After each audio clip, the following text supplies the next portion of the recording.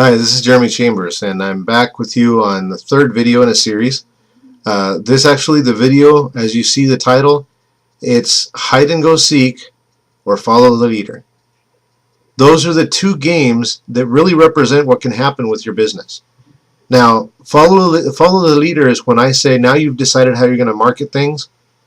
Now you have to decide whether or not you're going to work alone or if you're going to work with someone else. Now, what do I mean by that? You have two different ways of doing this. When you go and decide what you're going to do, now you've decided how you're going to market your idea, you've kind of got an idea of what you'd like to market, something you're interested in, something you have a passion for.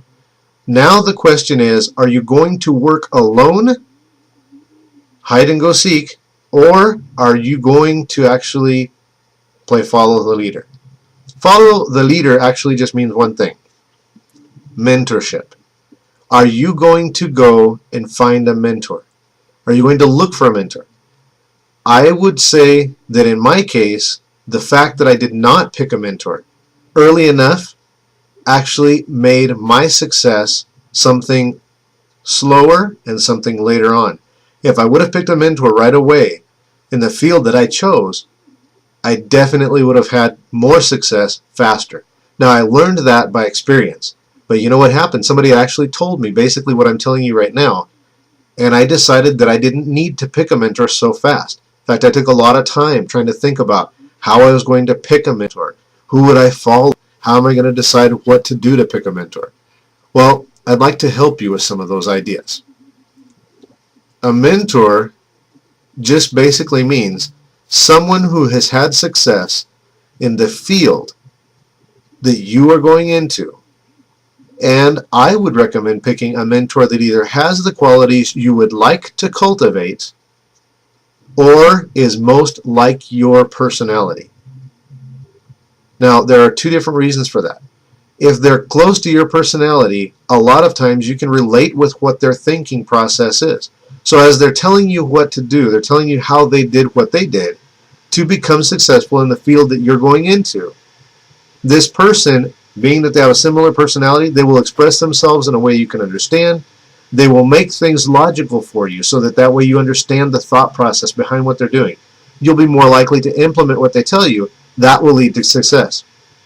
Now, the other option is picking someone who has qualities that you would like to have. Why do that? Well, that mentor is actually going to identify ways where you have a weakness that may contribute to lack of productivity or lack of income in the field that you're already working in or in the field that you're already wanting to work in. So you pick a mentor that has the qualities you would like and has been successful, and what's going to happen? You will start to develop, if you let yourself be mentored, you will start to develop the qualities that you need that are lacking so that your success is more probable. Does that make sense? I hope it does. So go ahead and take a few minutes right now. Write down on a piece of paper 2 or 3 qualities that you think that may be lacking in you to be able to accomplish the marketing you need to in the field that you're going to be working in, if you've already decided what field you would like to try. If you haven't decided yet, just go ahead and think of a couple qualities you might need to cultivate to be productive and market successfully whatever field you go into. Okay, whether it be speaking in person to people that you don't know, or maybe speaking before a group of people. That might be something you might be having a little bit of problem with, and that might be something that in your field, whatever it is, you might have to do. So go ahead and write those things down, and then you can later on go back and refer to these notes so that you can pick a mentor that would best suit you. So I'm going to go ahead and give you just a couple minutes, pause the video, come back to me when you're ready. Okay, so hopefully you've done your list. It's not a big thing. It's just a couple things you might want to work on. Now, once you've identified those things, whatever field you go into, whatever field it is, you will want to work on those things. Why is that? You've identified them as weaknesses. You've identified them as something you need to work on, probably if that's what you're going to do, is put something out to the market. Well, that just means whatever you're going to work in, the only thing that can happen is that you can become more efficient and better at what you do if you can find someone that will help you polish those and perfect those qualities you're lacking in. So very good job. Very good job. So now the next thing you want to find out is going to be actually in the next video. So now you're done with this series. Go ahead and look through your notes. Go ahead and look back through the videos, or maybe even watch them again. And think about what we've said so far. You need to be passionate about whatever you do if you're going to use it for income. You can't become a source of inspiration for someone else if you're not inspired yourself. 2, you need to be able to show and sell.